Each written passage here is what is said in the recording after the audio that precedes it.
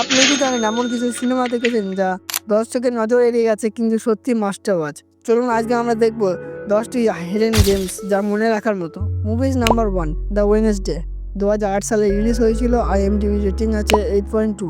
একজন অসাধারণ মানুষ যা জীবন দেখতে শান্ত মনে হয় হঠাৎ পুরো শহর পুলিশকে চমকে দেয়। গল্পটি শুরু থেকে শেষ পর্যন্ত উত্তেজনায় ভরা আর সাসপেন্স ধরে রাখে।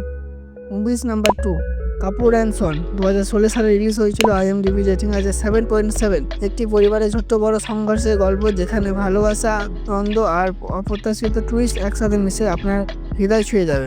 নেক্সট মুভি কুইন 2014 সালে রিলিজ হয়েছিল। IMDb রেটিং আছে 8.2। একজন তরুণী হঠাৎ একাই বিদেশে যাত্রা শুরু করে। প্রত্যেকটি মুহূর্তে সে নিজের মধ্যে নতুন শক্তি খুঁজে পায় এবং দর্শককে হাসায় আর অনুপ্রাণিত করে। মুভিজ নাম্বার 4 বার্ফি 2012 সালে এসেছিল। IMDb রেটিং আছে 8.1। নীরবভাবে কথার চেয়ে কাজের মাধ্যমে প্রেম ও বন্ধুত্ব দেখানো হয়েছে। বরফি আর ঝিলমিল এর গল্প মনে রাখার মতো আবেগ তৈরি করে এবং মুভিটিকে দেখেছো। মুভিজ নাম্বার 5 মাসান 2015 সালে রিলিজ হয়েছিল। IMDb রেটিং আছে 7.6। একটি ছোট্ট শহরের নদীর ধারের গল্প যেখানে ভালোবাসা, ক্ষতি আর নতুন সূচনা একসাথে মিলিত হয়েছে। ট্যালেন্ট স্বীকৃত হলেও ভারতীয় দর্শকের কাছে কম পরিচিত।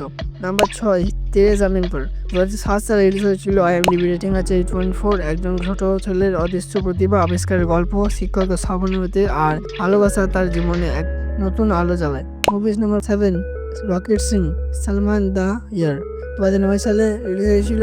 IMDb রেটিং আছে 7.2। সাধারণ একজন বিক্রয়কর্মী সংগ্রাম ও সততার গল্প অফিসে হইচয়ের মাঝে এক অপ্রত্যাশিত সাফল্য খুঁজে পায়।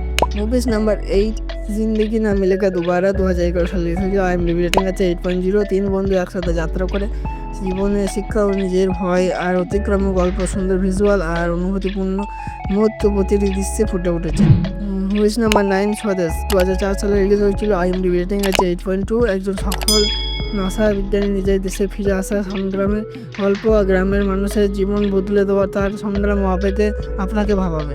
আন্ধাধুন 2018 সালে রিলিজ হয়েছিল। IMDb রেটিং আছে 8.3। একজন অন্ধ পিয়ানিস্টের জীবন হঠাৎ ঘুরে যায়। থ্রিল আর সাসপেন্সে এবং কালো হাস্য আর রহস্যের এক অসাধারণ মিশ্রণ যা শেষ পর্যন্ত দর্শককে চমকে রাখে। তো আপনি কোন সিনেমা আগে দেখেছেন আর কোনটি এখনও আপনার ওয়াচ লিস্টে? কমেন্টে জানান। আর মুভিজ গ্র্যান্ড 241কে সাবস্ক্রাইব করুন পরের এপিসোডে আরও হাইডেন জেমস নিয়ে আসার জন্য।